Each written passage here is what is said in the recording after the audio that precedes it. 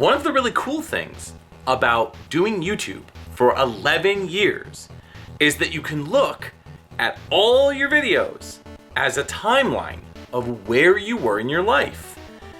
And one of the really interesting things is video game prices.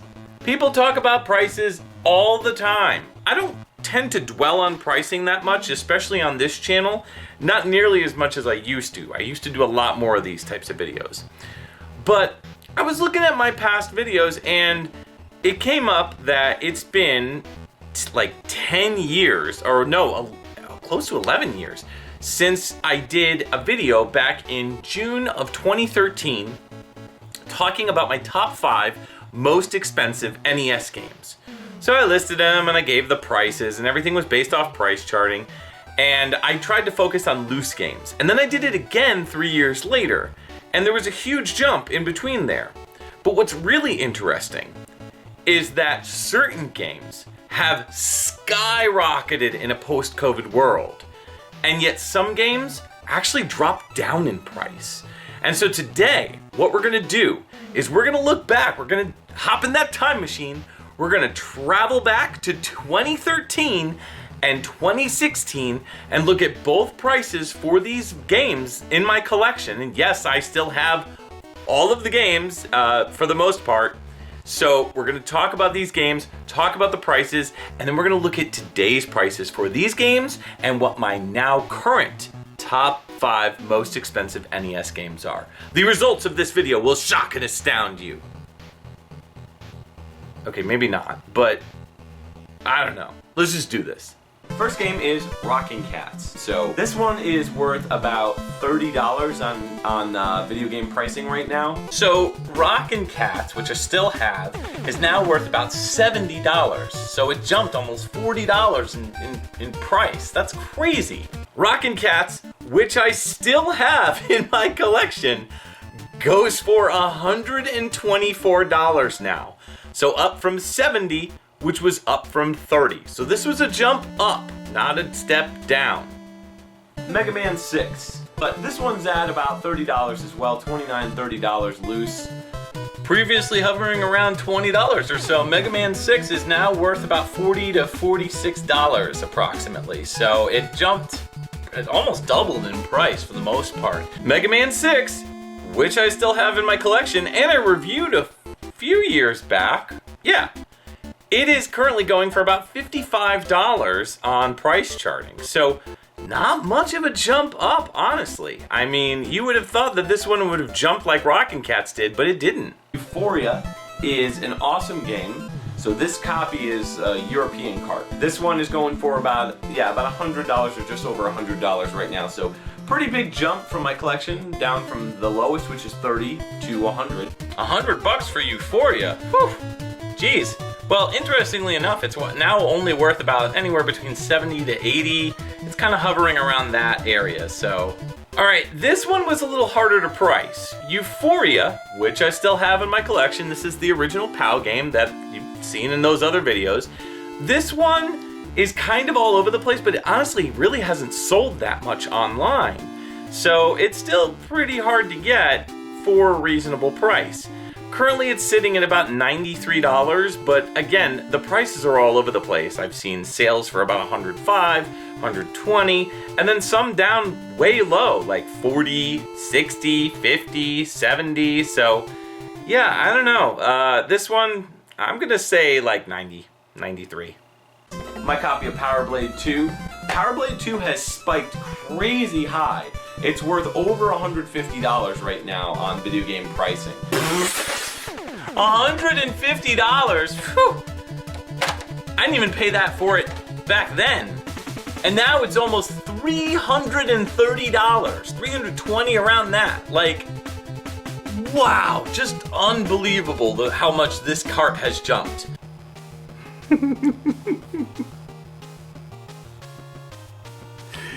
Guess how much Power Blade 2 goes for now?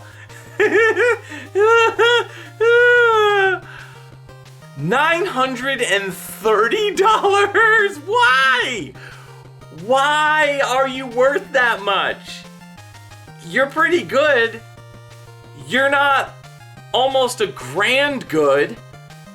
Who's paying $930 for a Nintendo game? What's wrong with you people? Anyways, Power Blade 2 at almost $930. Clearly a post-pandemic price. This one jumped immensely, over $600 worth of an increase. I have a loss for words. This game really needs to be re-released. Like, limited run, jump on this, because I'll sell this in a heartbeat to get $900 and, I don't know, buy like a Switch 2 when it comes out, or like, I don't know, pay for like, put that towards my student loans. I don't know, man, or something, anything, bills, kids' braces eventually, college funds for my kids, like, $930. What's wrong with you? All right, now we're gonna take a look at the additional games that I mentioned 7 years ago that were supposedly expensive. Let's take a look at these. Bucky O'Hare is now like a $120 game. This is the second most expensive NES game that I own. That's crazy. Just crazy. I bought this for 20 bucks like 2-3 years ago maybe. Bucky O'Hare. Yeah, you ready for this? 130 bucks.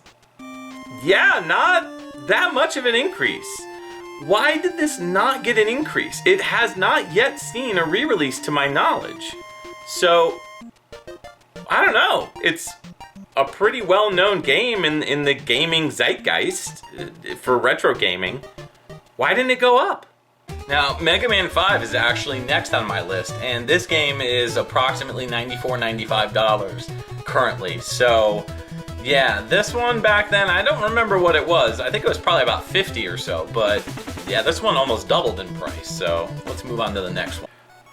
Despite the fact that Mega Man games get constantly re-released on all forms of consoles, Virtual Console and eShop and legacy collections, people still want to collect the original carts, and I can't blame them. These games have special places in our hearts. Mega Man 5, $130 currently. That's what it's going for. So a bit of a jump. Yeah. Now, as I said in the original video, we're just going with loose carts. Keep that in mind. So, even though this is one of my most expensive boxed complete games, Gargoyle's Quest 2 is my next most expensive loose cart, and this is complete. As far as loose cart goes, this goes for about $93. So, that's current prices. Maybe in 3 years it'll double. Who knows? $93, huh? Well, I still have my Gargoyle's Quest 2, and if we're still going off of loosed prices, this only goes for $103. Yeah, not much of a jump. So, despite the fact that some games have increased dramatically, others have really kind of stayed the same, mostly.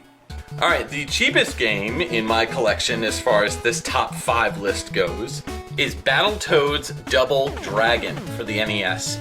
And this one I picked up actually for only $50 if I recall, and this wasn't that long ago actually. I got this for probably about a year ago.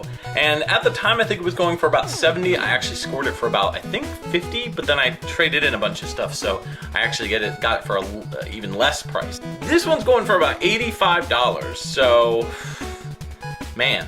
And so as you can see, my lowest priced games didn't even come anywhere near my most expensive games. Man, maybe I'll do another one of these in 3 years, who knows? Oh man! Battletoads and Double Dragon, still got it. It's currently going for $75. It dropped in price. But here's the thing. It's important to note that this did get a re-release from Retrobit. So maybe that has to do with the factors of the price dropping a little bit? Yeah, I don't know, maybe. That's a possibility. All right, well, let's go through the new 2024 top 5 most expensive NES games in my collection, and let's see where we stack up from here. Obviously, Power Blade 2. This is a cover that I got for the game just to fit it in a cover. You know, I don't know why I don't have it in a plastic case. It's almost worth $1,000. Power Blade 2, so $930. Next up is Bucky O'Hare at about $139, so that's number 4. Let's move on to number 3, which is Mega Man 5 at about $130. Next up, Rockin' Cats actually drops back onto the list at number 2, and that's $124. So this is the second least expensive game in the collection. So yeah, it kind of knocked off Gargoyle's Quest 2. What's next? Our last game is a bit surprising because it's a retro bit collection.